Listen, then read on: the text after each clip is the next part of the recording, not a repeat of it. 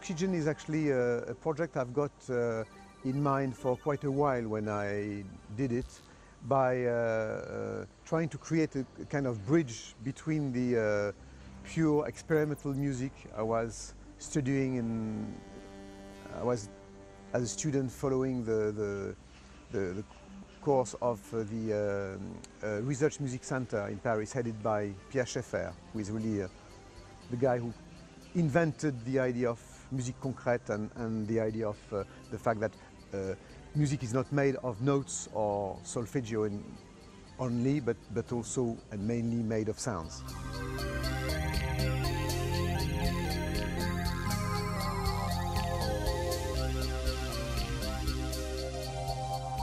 When Oxygen was released at the end of the 1970s, it was a true phenomenon. I think nobody expected that sort of music to suddenly appear out of nowhere when we were just in the middle of disco and the beginning of a true punk period. Oxygen was a real surprise, and jumped straight to #1 in the charts in the United States, in England and in France. And it was the first time that a French composer, a French artist, hit the world outside his own national market with a music that was adopted by the whole planet, as being something that really marked the industry and the airwaves.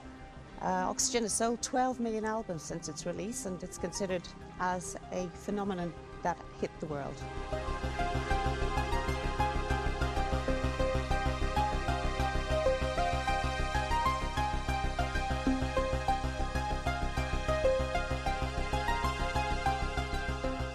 L'album Oxygène, en fait, a été un album assez révolutionnaire, comme chacun sait, parce qu'en fait, il a fait sortir la musique électronique du ghetto dans lequel elle s'était enfermée au départ, puisque c'était une musique assez expérimentale.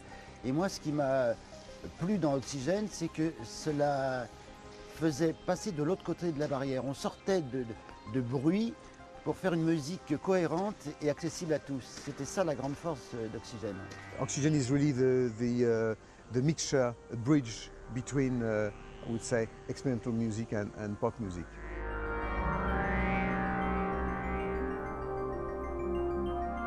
Ce disque-là, il l'a fait dans son placard, c'est-à-dire chez lui. Et c'était la première fois qu'un musicien enregistrait chez lui, parce que les studios, c'était très compliqué.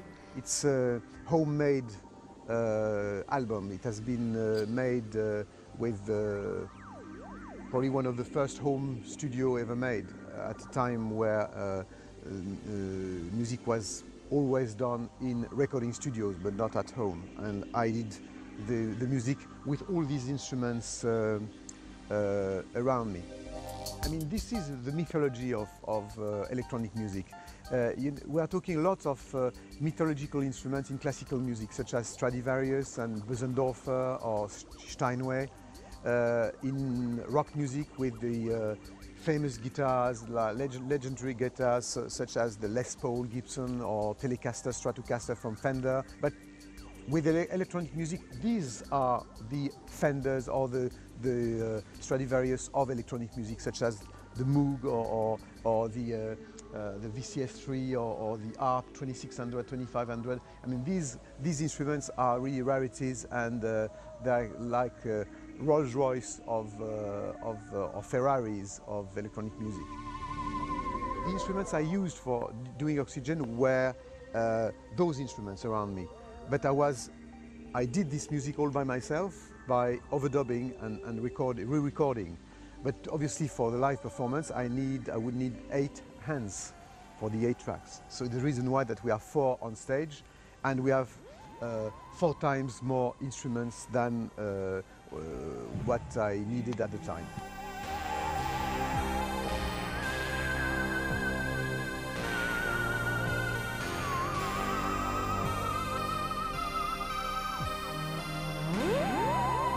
Live in your living room is also with no sync time code, with no MIDI, with no digital technology. What I've been doing for 1 month, it's been writing down all the parts of the original score, so that I've been working on this to make sure that we had common bass, and which is exactly what Jean-Michel has been doing 30 years ago.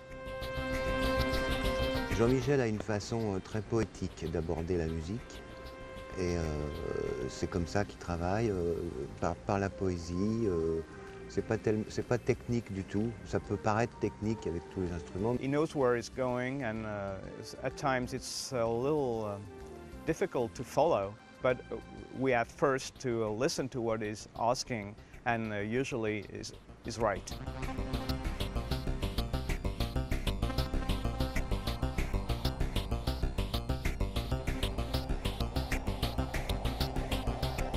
C'est quelqu'un qui privilégie la spontanéité du son et en même temps un acharnement thérapeutique sur la qualité du son. C'est-à-dire qu'on a passé beaucoup d'heures et de nuits devant la recherche précise du son, d'un filtre, d'une résonance, d'un choix de synthé.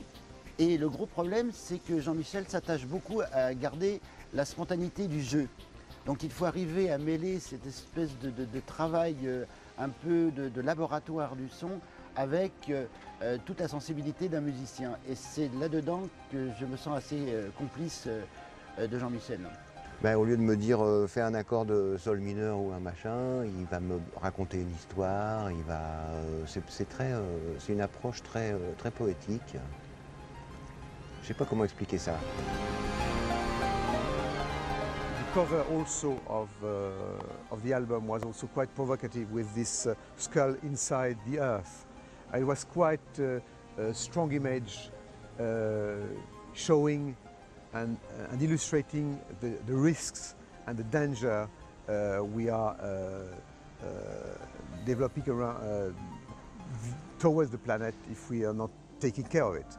I mean, now, these days, I mean, everybody more or less is conscious about that, but at that time, it was quite important to, I think, make this kind of statement, not in a kind of dogmatic way, but in a kind of more surrealistic way.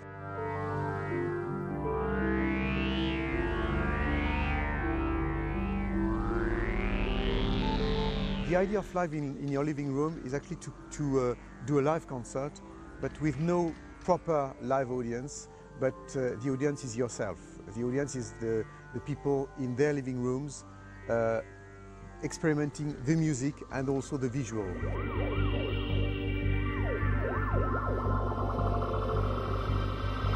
It seemed natural for the 30th anniversary of Oxygen that we should do something.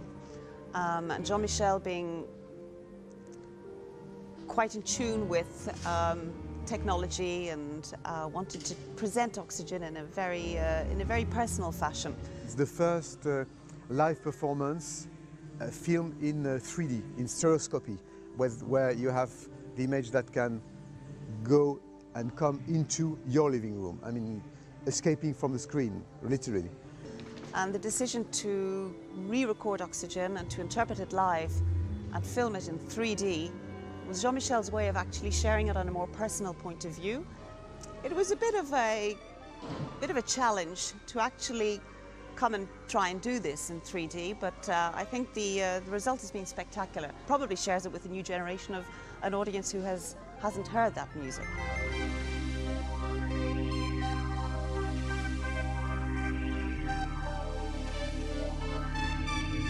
So obviously the feeling of playing these instruments is absolutely terrific, because what you forget is these days is the idea of accident or risks.